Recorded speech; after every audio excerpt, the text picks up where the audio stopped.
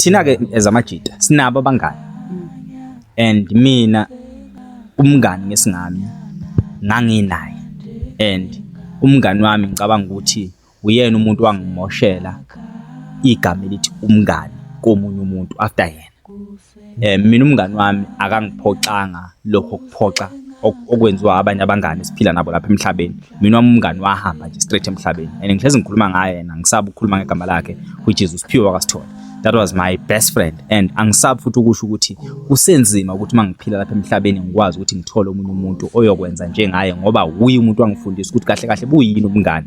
Mina each and every time mangithola umngani ngithatha ngenza isiqiniseko sokuthi ngiyambheka lo mngani engimbiza ngomngani ukuthi ukufanele wena ukubizwa ngomngani ngoba ngizibona ngazi ukuthi ngidelela iposition engayiphiwa umngani wami noma iposition engangiphiwa umngani wami empilweni yami. So umngani wami uSiphiwe wangifundisa ukungabi selfish. Wangifundisa ukuthi ngibone ukuthi umuntu uyakwazi ukuthanda nama weaknesses zakho. Akubekezelele nama weaknesses zakho. Athande ubuwena, aphinde futhi abeke wena phambili before yena. So masikhula nalenkabi sasikhula nokuthi konke ayifisa ukuthi abe yikho ngaphambi kuba kumfikele. Iphupho lakhe elikhulu ukuthi nami uyifisa ukuthi ngibe yikho ngenhliziyo yakhe emhlophe. So kangangoba nami izinto engangifisela mina ngaphakathi ngangifisela yena kuqala. uSiphiwe bengangigadile ube umngani wami. So ubengivumela ukuthi ngibe yimi ngaphandle kwakhe. Nami futhi bengimvumela ukuthi ebe uye ngaphandle kwakhe. Now each and every time mangithola labangani abasha noma labantu engithi ngiphila nabo babangani bami namhlanje ngiye ngithole ngazi ukuthi bonke labangani labo kunokuthi baba abangani bami bafuna ukuba i-competition yami. So umuntu useduze kwami hayi ngoba nakhe ufuna ukungibona ngiphumelele but ugadele impumelelo encane engiyizamela yona ukuzimatanisa namandla akhe. Yabo ufica ukuthi unomuntu ola eduze kwakhe empilweni yakho and lo muntu njobe la eduze kwakho uzenza umngani wakho.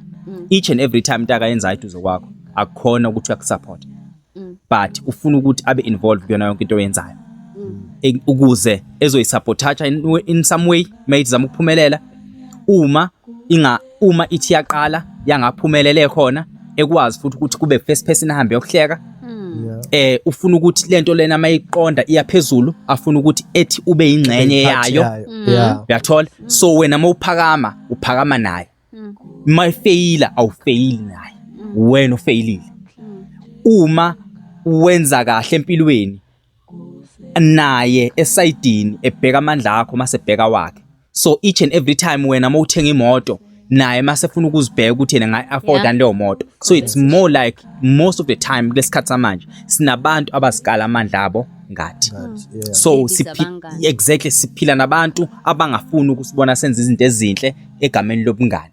Siphila nabantu abaseduze kwethu hayi ngoba nakube ngabangani bethu ngenxa zokuthi bacabanga ukuthi into ezinhle thina zifanele bona. So ufica ukuthi umuntu ophila naye ola eduze kwakho uyakwazi ukuthi umxoxela into nixoxe umxoxela usizi lakho ngempela yonke into yakho nenkinga zakho yena abe nesibindi sokuthi ahambe yothola ukuphila ngaleyo nto ajabulele ukuthi awukanokwazi beseka ngaka bayakwazi ukubhekana nento enzima kangaka empilweni ngoba iyona into emenza ukuthi akwazi ukulala ebusuku. So it's better ukuthi uma unabangani noma unabantu ophila nabo empilweni yakho azi ukuthi obani obaxoxela ngempumelelo yakho azi ukuthi futhi obani obaxoxela ngama downfalls wakho ngoba uma bekubuka kude baphatheka kabi. Umfica umuntu ecomplain ukuthi awumfonelanga izola umfonelanga kuthange awuzange uzomchecka la ahlala khona yena uyakuchecka every day. I just wanted to ask you guys ukuthi ke sesikhulumile ngobungani. Are we saying ukuthi ke ubungani busebenza only between the same genders?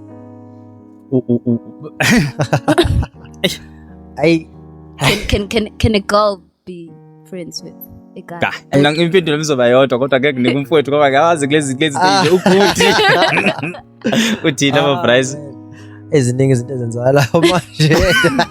Akukho safe mfowethu. Akukho safe. Ngeke akuvumi mina bafethu. Mina ngizoyibeka nje belula iqonde futhi straight. Mina I know ukuthi so heavy sex on a later stage once abangani.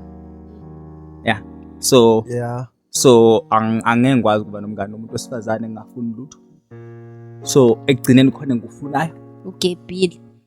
Just esiningi vele lokho nje izinto ezenzakala sengizisho mina yabo mina uma umuntu wangibuza ukuthi usibani bani uhlanganisana naye ngathi mina umngani wami okwazi ukuthi ngiyamfuna noma sengimtholile.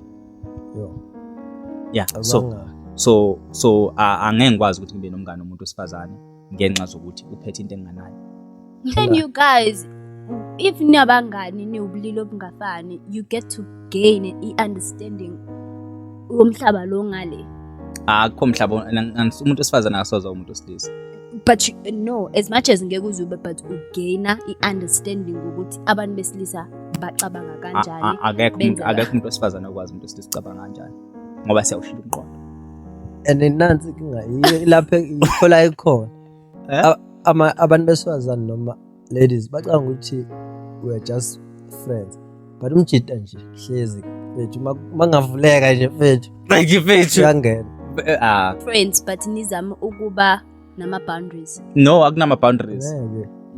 It's umngani obunga approve nasezulwini. Thandanani nje.